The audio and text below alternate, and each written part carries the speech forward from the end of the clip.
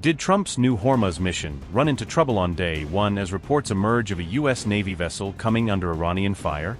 While attempting to safeguard commercial shipping, did the American warship itself become the target of a missile strike? And as tensions spike in the Strait, was the U.S. vessel forced to pull back after Iran blocked its advance? A tense military standoff between Iran and the United States unfolded in the Strait of Hormuz on the first day of Trump's Project Freedom. According to Iranian reports, 2 missiles were fired toward a U.S. Navy vessel operating near the strategic waterway on May 4. Iranian state-linked media claimed that the American warship had ignored prior warnings issued by the Iranian Navy.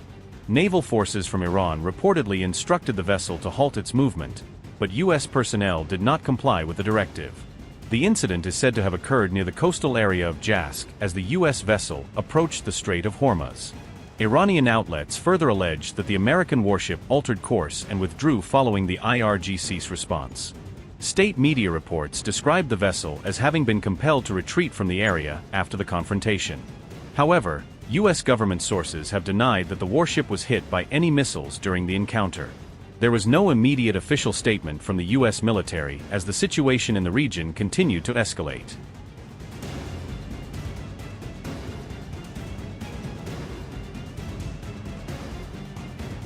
Donald Trump has announced the launch of Project Freedom, a U.S.-led initiative aimed at helping dozens of merchant ships stranded in and around the Strait of Hormuz, starting from May 4. Trump described the operation as a humanitarian gesture intended to assist neutral country vessels and their crews caught in the war zone, many of which are running low on supplies while waiting for safe passage. However, U.S. officials later clarified to outlets such as the Wall Street Journal that Project Freedom would not involve direct naval escorts in the way his initial remarks implied. Instead, the White House outlined the creation of a maritime coordination cell that will identify and share safe routes through the strait, clear of mines and high-risk areas, while coordinating with commercial shipping lines and allied navies. This signals a more limited, advisory role for the U.S. military than the image of warships physically shepherding tankers through the choke point that Trump's announcement initially suggested. Donald Trump said, and I quote, "For the good of Iran, the Middle East, and the United States, we have told these countries that we will guide their ships safely out of these restricted waterways, so that they can freely and ably get on with their business. Many of these ships are running low on food, and everything else necessary for large-scale crews to stay on board in a healthy and sanitary manner." Unquote.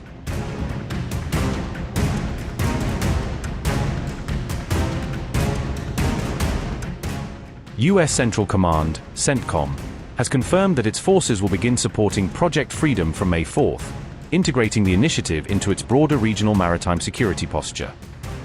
CENTCOM has framed the mission as critical for both regional security and global economic stability, given that the Strait of Hormuz normally carries roughly 1/5 of the world's seaborne oil and LNG traffic. The command says more than 100 land and sea-based aircraft, including maritime patrol planes, fighters, and surveillance platforms, will provide surveillance, protection, and rapid response capabilities along the agreed safe corridors. Multi-domain unmanned systems, such as drones and unmanned surface vessels, will also be deployed to monitor mine-like threats, detect suspicious boats, and enhance maritime domain awareness without fully committing large warships.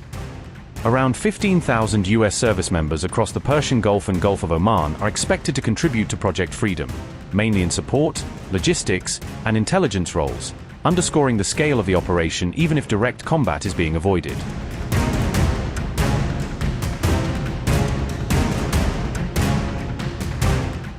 Meanwhile, Iran has warned that any U.S. intervention in the Strait of Hormuz could be interpreted as a violation of the ceasefire framework, escalating diplomatic and military tensions. Lawmaker Ibrahim Azizi, head of the Iranian Parliament's Foreign Policy Committee, stated that any move by the U.S. Navy into the strait under the guise of freedom of navigation would trigger serious consequences. Ibrahim Azizi said, and I quote, "Any American interference in the new maritime regime of the Strait of Hormuz will be considered a violation of the ceasefire. The Strait of Hormuz and the Persian Gulf would not be managed by Trump's delusional posts. No one would believe blame game scenarios."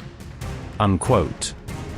Trump, however, has warned that any attempt to interfere with the operation would be dealt with forcefully, suggesting that the United States is prepared to respond militarily if its role in the Strait of Hormuz is challenged.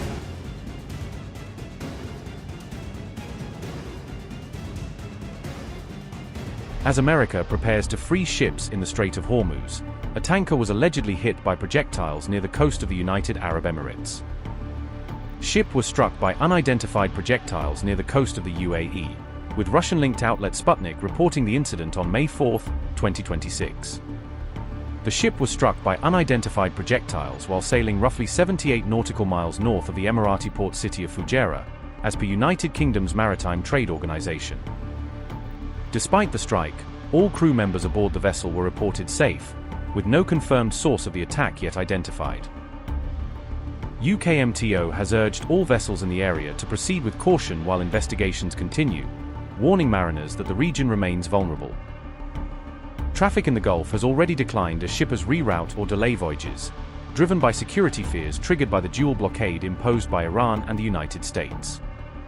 The combined blockade by Iran and the US has effectively turned the Strait of Hormuz into a high-risk maritime corridor, with both sides enforcing their own security measures.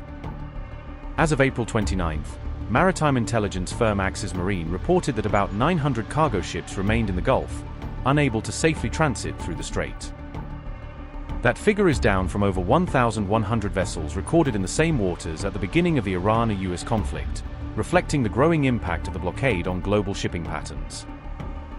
In response to the mounting threats and mounting pressure from affected countries, the United States has announced a direct intervention aimed at safeguarding commercial vessels.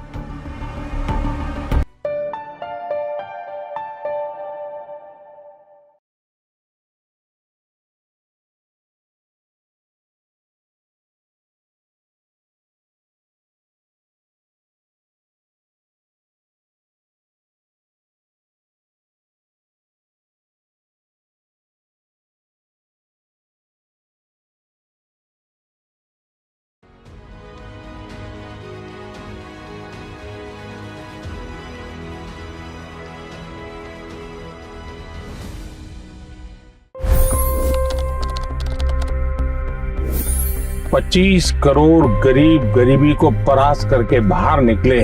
For the good of our nation, let's work together and let's truly make America great again. The fastest news breaks. Requested PM saying that look, you will have to speak to Putin and to Zelensky. The biggest news makers. The relationship with India is probably the most important bilateral relationship the U.S. will have for the rest of this century. The capital delivered quite an election result today. Expert analysis. The million-dollar question today is how to stop this dance of death. Ground reports. I'm standing at the crossroad of the Kumbh Mela. Behind me are more than 100 entry ghats. Long-form interviews. Exclusionary politics is reflected in Manipur case as well. You don't bother because this is a small state. Deep dive into burning issues. It's often said DRC could be the richest country in the whole world. It's because of what sits underneath. Why exactly did the US topple the Sheikh Hasina government? HD videos. We don't just break news, we break it down.